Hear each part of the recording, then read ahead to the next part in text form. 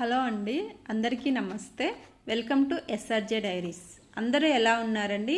అందరూ బాగుండాలని, ఆరోగ్యంగా ఉండాలని మనస్ఫూర్తిగా కోరుకుంటున్నాను.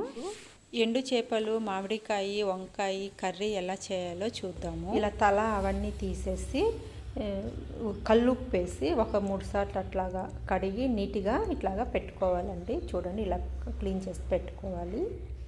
కాయని, ఉల్లిపాయల్ని ఇలా ముక్కలుగా కట్ చేసుకొని పెట్టుకోవాలండి. ఈ సైజు ముక్కలు అయితే సరిపోతాయి. ఇంకొంచెం పెద్దవి కూడా చేసుకోవచ్చండి. మా ఇంట్లో మామిడికాయ ముక్కలుగా కనిపిస్తే పెద్దగా ఇష్టపడరు, అందుకని నేను చిన్న చిన్న ముక్కలుగా కట్ చేశాను. వంకాయలు కూడా కట్ చేసి ఉప్పు నీటిలో వేసి పెట్టానండి, అది మిస్ అయింది.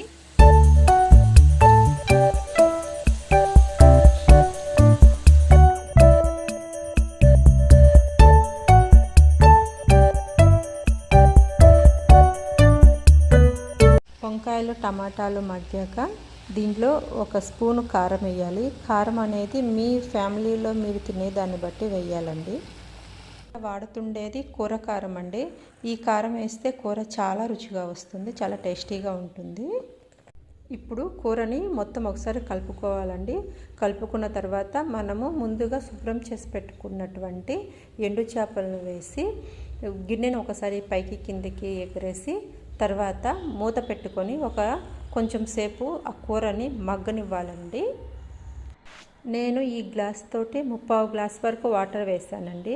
మీరు ఇంకొంచెం పులుసు పలుచగా రావాలి అనుకుంటే ఇంకొంచెం వాటర్ ఎక్కువ వేసుకోండి. చూడండి, కూర చాలా కలర్ఫుల్గా ఉంది కదా, ఆయిల్ కూడా రిలీజ్ అవుతుందండి. వంకాయలు అన్నీ ఉడికాయి, చేప కూడా ఉడికింది. చూడండి, ఇంతేనండి. ఎంతో రుచికరమైనటువంటి ఎండు చేపలు, వంకాయలు, మామిడికాయ కూర రెడీ అయింది. ఈ కూర వండిన తర్వాత ఒక 2-3 గంటల తర్వాత తింటే చాలా చాలా రుచిగా ఉంటుందండి. మధ్యాహ్నం చేసింది రాత్రికైతే అస్సలు డబుల్ టేస్ట్గా ఉంటుంది. చాలా రుచిగా ఉంటుంది.